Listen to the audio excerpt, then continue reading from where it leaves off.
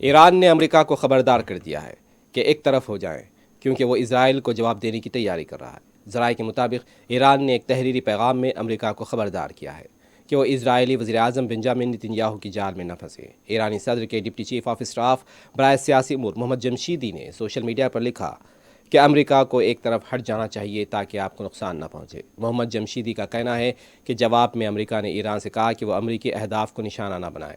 ذرائع کے مطابق امریکہ نے ایران کے بھیجے گئے مبینہ پیغام پر کوئی بات نہیں کی ہے۔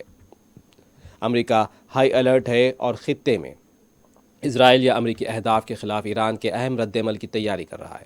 امریکی میڈیا نے شناخت ظاہر کیے بغیر دو امریکی حکام کا حوالہ دیتے ہوئے کہا کہ صدر جو بائیڈن کی انتظامیہ نے خدشہ ظاہر کیا ہے کہ عام شہریوں کے بجائے فوجی یا انٹیلیجنس اہداف پر اسرائیل کے اندر حملہ ہو سکتا ہے۔